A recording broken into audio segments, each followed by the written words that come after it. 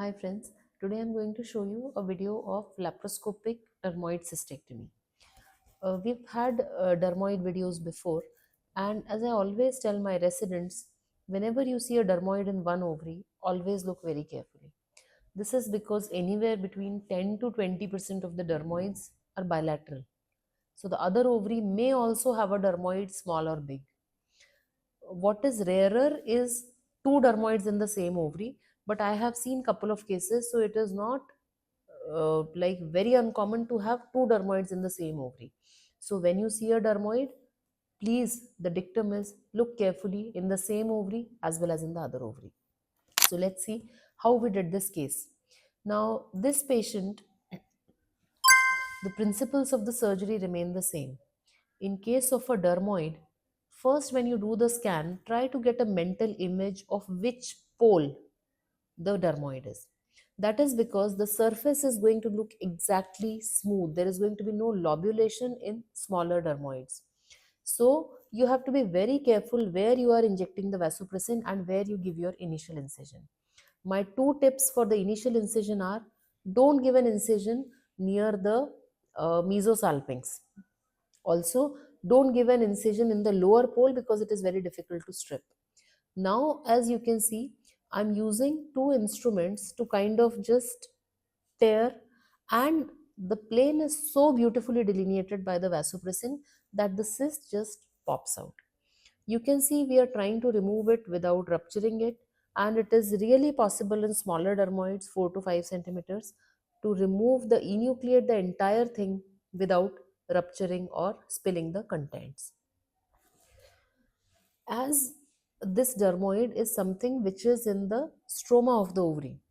So as you go towards the dermoid, you will sometimes encounter corpus luteum, sometimes you will encounter an ovarian follicle. As you can see here, there is the yellow corpus luteum right there. This is the dermoid which has been removed, and now we go to the other ovary which is also harboring a dermoid.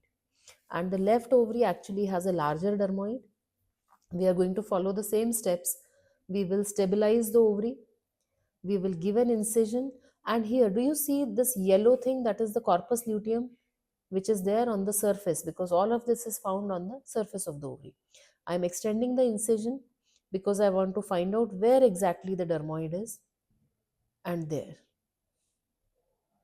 So this is the dermoid in the lower pole of the ovary. I am trying to enucleate it very carefully. This I could make out only because I had done a very good preoperative scan. These type of dermoids are commonly missed because they are very close to corpora lutea or corpus hemorrhagicum, and we are not able to make out that that small echogenic focus is actually a dermoid. So the other dermoid is out.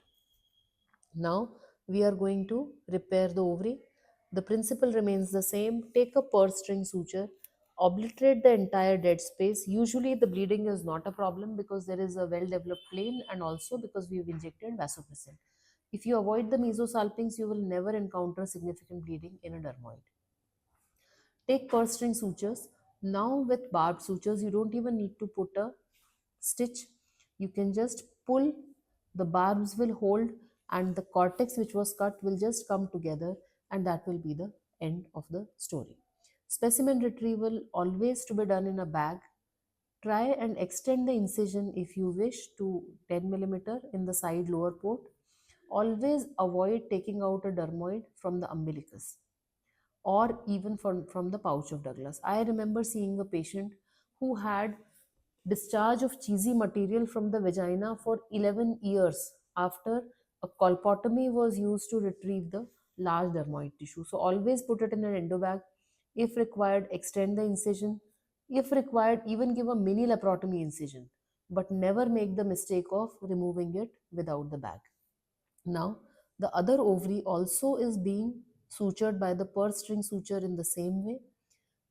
Here I need to take a stitch, that is because this is the cut end and the last end does not have a loop as it was the case on the right side. So with this, your surgery is over. Remember, whenever you see bilateral dermoids, the rate of recurrence is almost 21% over the next 10 years. So any patient who undergoes a dermoid cyst surgery for bilateral dermoids needs an annual transvaginal scan, very carefully looking, because 1 in 5 will have a recurrence of the dermoid cyst. Once it is removed and it turns out to be benign, no further treatment is required, and that is the end of the story for this patient. Thank you so much.